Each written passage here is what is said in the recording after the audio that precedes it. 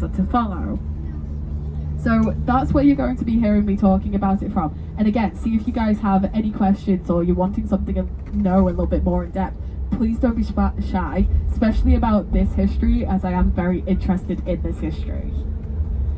Now, for you guys that just simply don't know about the Jacobites versus the Redcoats, the King of Scotland at the time was King James.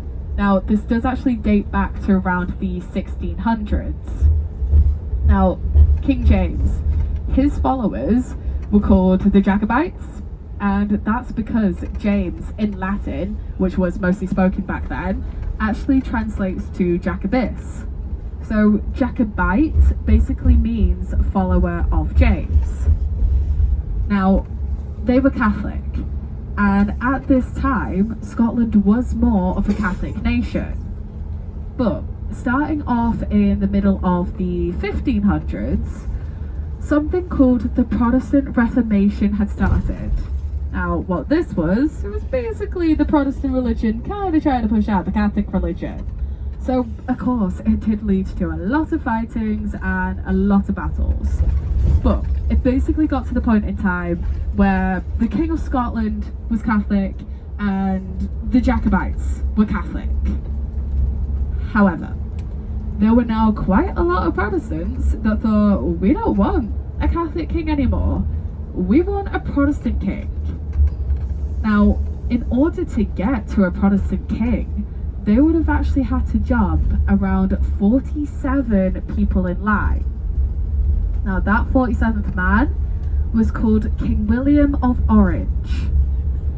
Now, King William, he was also King of England at the time. And King William's followers were called the Redcoats, and it is just as simple because he did just dress them up in red coats. Now, I want to make this extremely clear to you guys, okay? Even though technically this was, yes, an English king versus a Scottish king, this wasn't actually Scotland versus England at this point. It was more of a religious battle, and it did depend on the side of the religion. So some English fought for the Scottish king, some Scottish fought for the English king. It depended on the side of the religion. Now, the Redcoats, they massively outnumbered the Jacobites, and they were so much more better trained and equipped, and the Redcoat army was actually said to be one of the best trained armies in the world at the time. Now, the Jacobites, not so much. A lot of the men before they became Jacobite soldiers, they just had regular standard jobs. So a lot of them were either farmers, bakers, candlestick makers, and again, a lot of the men before they became Jacobite soldiers, they had never even held a weapon in their lives before.